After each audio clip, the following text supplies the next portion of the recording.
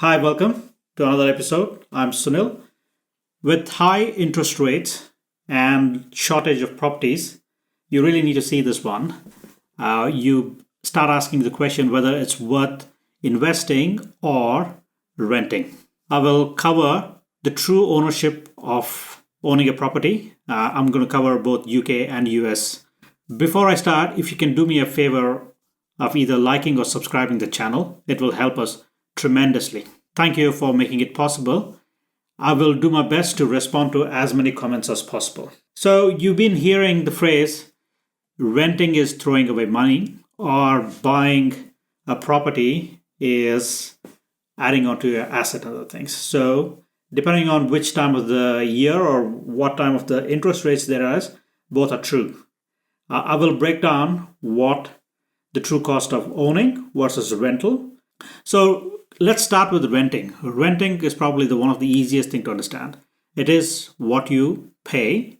That is, if you're paying £1,000 or $1,000 every month times 12, so that is $12,000 a year is what it costs for you to rent a property. But when it comes to owning a property, it's not that simple. Here's the breakdown of what it goes to buying a property. So let's look at the cost in the US, assuming the property is about $400,000. So if you go to Zillow, a property roughly, this is about $419,000. This one is in Santa Clarita. So this is the area I know of. So you're looking at a property price of $400,000, a loan 85%, and a down payment of $60,000. So that's about 15% of the down payment. You're looking at a mortgage principal roughly at the moment in US is about 7%. So that comes to $1990. You're paying the PMI. That's a mortgage insurance. That's about $150. You're paying the mortgage tax, and you are doing a maintenance cost. So roughly you're spending about 1 to 2%. On an average, you want to, let's say 1% could cover from fixing a tap to covering changing the roofs, solar panels, everything from under the sink to all the way. So roughly you're looking at about a percentage of the property, 1% of the property's value. So that one comes to about £330. And the insurance to, depending on what level of claim you have. So this one we are looking at about $200 per month. So that comes to a total of $30.50 per month. And let's look at the cost of the UK. So if I look at, this is Rightmove. I think in US, the Zillow is more popular, but in UK is Rightmove. So this is the current area where we are right now. A £300,000 will get you a property, something like that.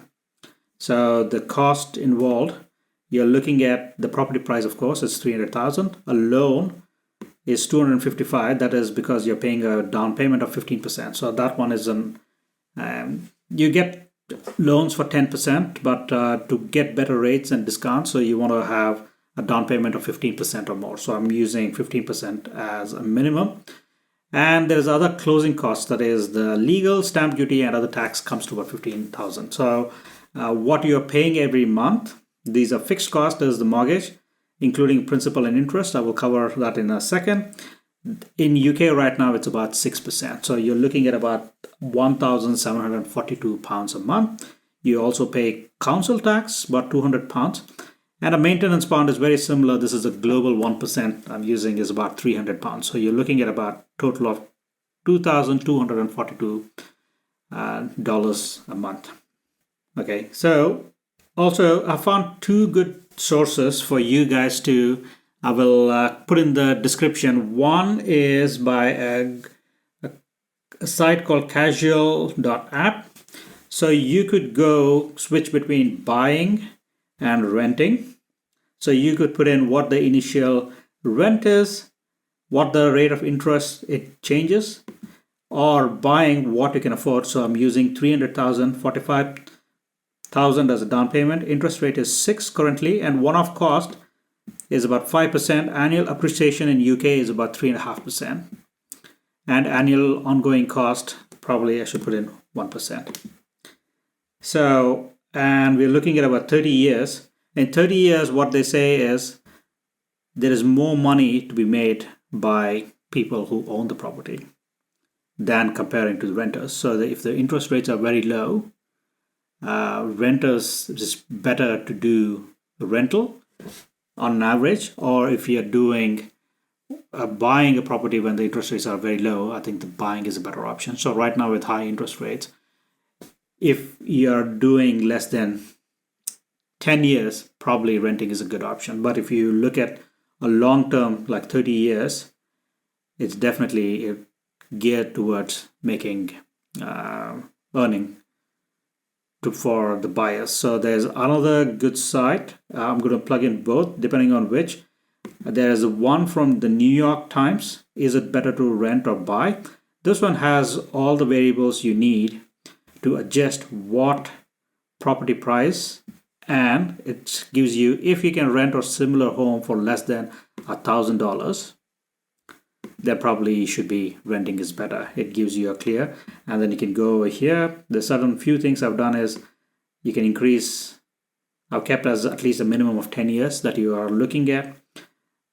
The interest rate at the moment is 6 to 7%. So if I change it to 7%, 7% and 20% down payment, 30 years, you're still, it says, if you can find the mortgage less than $1,972, about $2,000, so you're probably better off renting than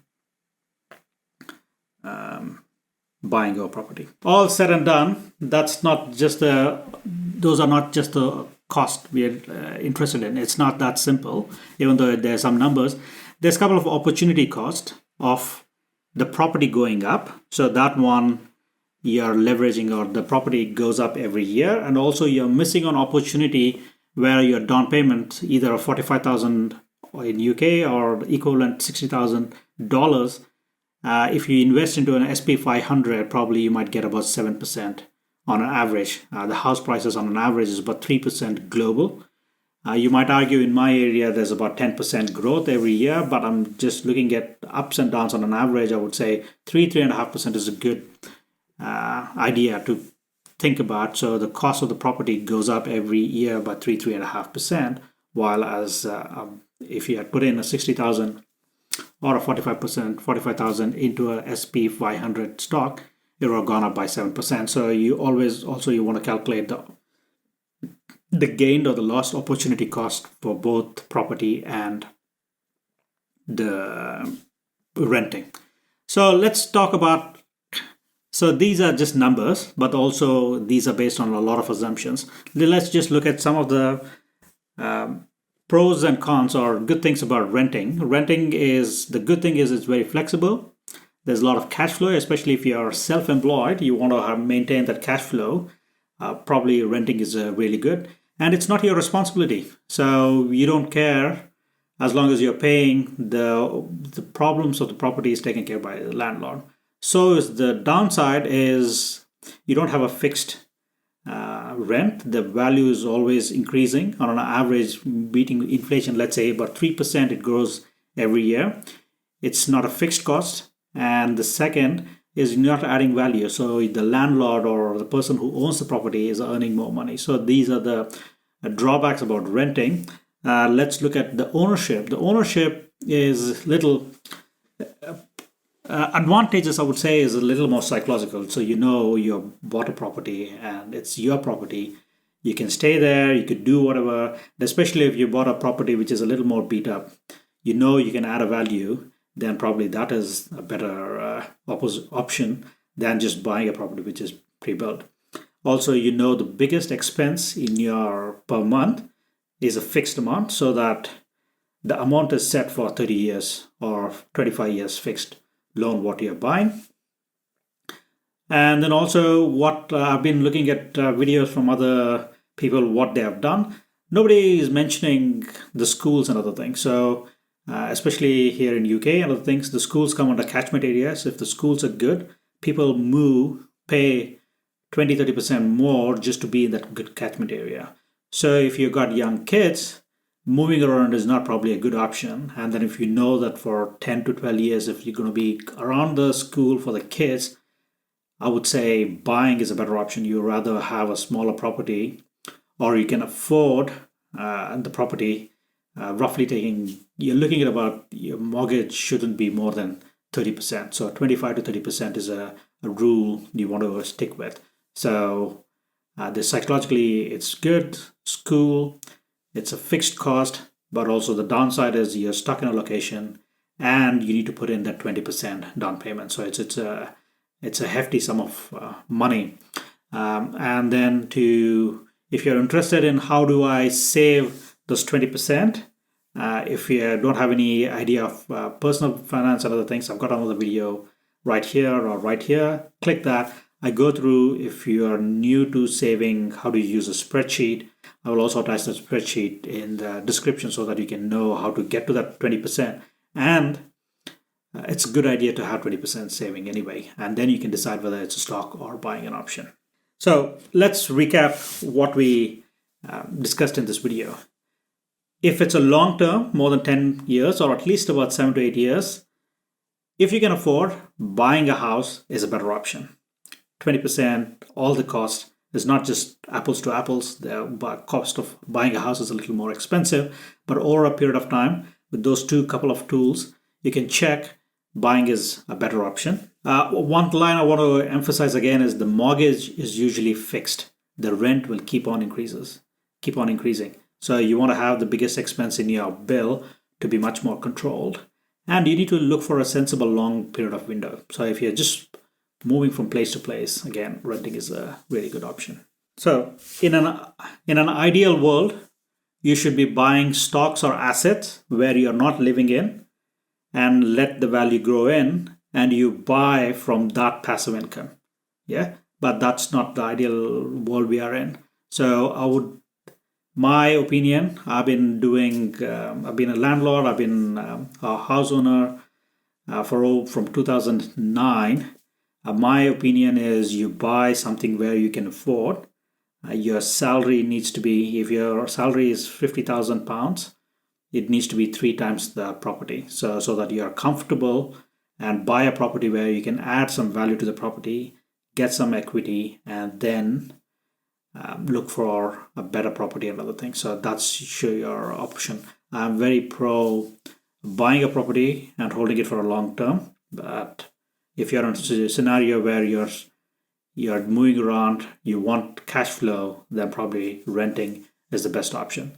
I hope this video was informative and then gave you some idea, or at least a few more food for thought for your decision making. So what needs to be done to get into buying or renting? Get that backward financing so that you can save the 20%. That's a good mindset to have before you can decide what needs to be done. So start thinking about paying yourself first, get that money in, and you'll have better options. And then look for properties which are cheaper, or look for places where you can rent for lower cost. It's just a trade-off depending on where you are. I hope this was informative, and till next time, keep watching and bye.